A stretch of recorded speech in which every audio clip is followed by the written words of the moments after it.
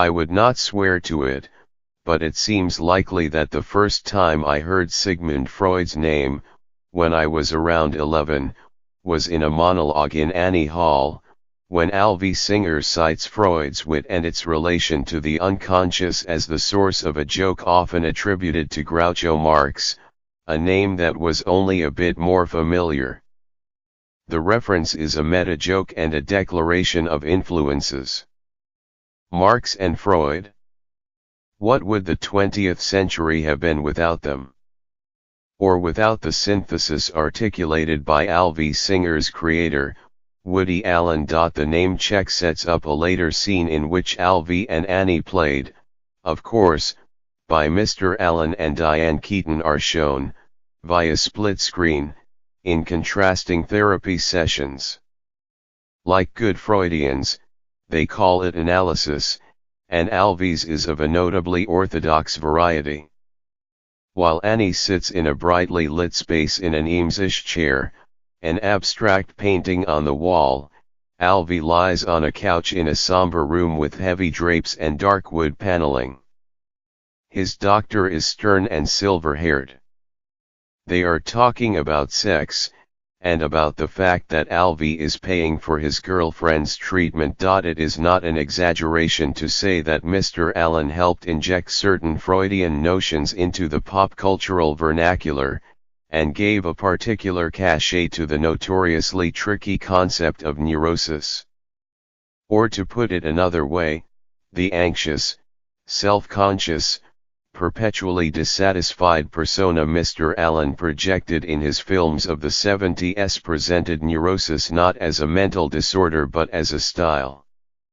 His alter egos were not case studies, they were role models. In several of his writings, Freud associates neurosis with ambivalence, a word that, to him, signifies the simultaneous presence of two antithetical, equally strong emotions: love and hate, sympathy and hostility, admiration and revulsion. This is not only a personal or private matter. Societies can be ambivalent, too. In Totem and Taboo, Freud describes how in certain tribes a revered elder can also be remembered as an evil demon. Perhaps you see where I am going with this. The culture right now is in a state of acute ambivalence about Woody Allen, which is to say that, as in so many other matters, the public conversation is defined by conflict, polarization, and the exclusion of the middle ground. Love and hate occupy opposing camps, and reconciliation of their claims seems impossible, at least when those claims involve the allegations that Mr. Allen molested his daughter Dylan Farrow when she was a young child. He adamantly denies the accusations, and his most passionate defenders insist that to doubt it is to be a latter-day McCarthyite, a witch hunter. But relitigating the abuse charges is a way of avoiding the real work, which is the endless, not always pleasant task of interpreting Mr. Allen's work. The movies and what they have meant to so many of us will not just vanish. The ambivalence needs to be acknowledged and analyzed, which is why I've spent much of the past few weeks rewatching movies that I used to count among my favorites. That is an analysis that Mr. Allen's most vociferous detractors and his most ardent partisans share a wish to terminate. Dylan Farrow's allegations and the other episode they bring up the demise of Mr. Allen's 12-year relationship with the actress Mia Farrow and his affair with her daughter Soon-Yi Previn, who is now his wife, are to many people, especially young people, a deal breaker, evidence of a creepiness they find impossible to see past. For others, including myself for most of my career as a film critic and for those who stuck with Mr. Allen for the last 25 years, seeing past it was nearly a reflex. It seemed to be the more mature, the more reasonable, the less hysterical stance to adopt. I've already written about why I no longer find that an ethically or intellectually tenable stance. Not everyone was persuaded, of course, and some readers helpfully sent along lists of great artists who have done terrible things. What about them? Should we judge their work by their actions? Should we banish it because these men treated women badly, or represented them in ways we now consider misogynist? The fact that bad men make great art tends to be asserted as if it were the solution to, rather than the statement of, a problem. It also supposes greatness to be a fixed quantity, rather than the subject and result of perpetual argument. So why not have the argument? Is Woody Allen a great filmmaker? On what evidence might that conclusion rest? The accumulated body of critical opinion is helpful, partly because it shows that there has never been consensus. Mr. Allen had a great champion in Vincent Canby, the New York Times chief film critic from 1969 to 1993. An appreciative note from the director was read at Canby's memorial service at the Museum of Modern Art in 2000, and also his share of skeptics, among them Pauline Kael of The New Yorker, who ran hot and cold on his films. A look at the archive of reviews, and a sampling of his prolific body of work, reveals that his reputation as a major artist, as something more than a comedian or an observer of the social mores of New Yorkers, a prisoner of his own mannerism and preoccupations, rests on the movies he made in the mid-1980s and early 1990s, the years of his involvement with Mia Farrow. This isn't to say that his only interesting work belongs to this period, or that his movies from The Purple Rose of Cairo through Husbands and Wives can be watched today without queasiness or qualm.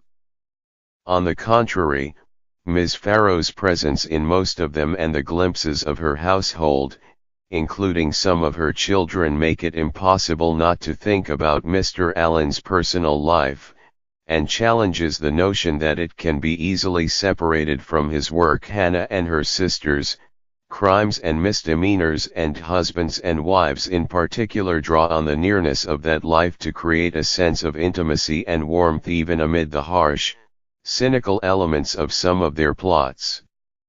In those films, Mr. Allen and Ms. Farrow enact scenarios of romantic failure, either splitting up or missing the chance to connect.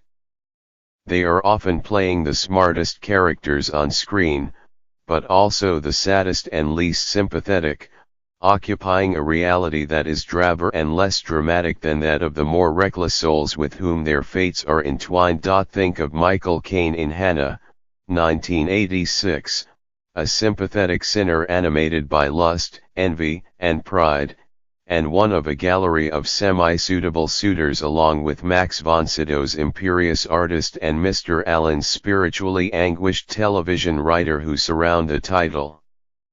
Characters. It is worth noting that Mr. Allen's character undergoes an epiphany while seeing Duck Soup, perhaps a signal of resurgent Marxism.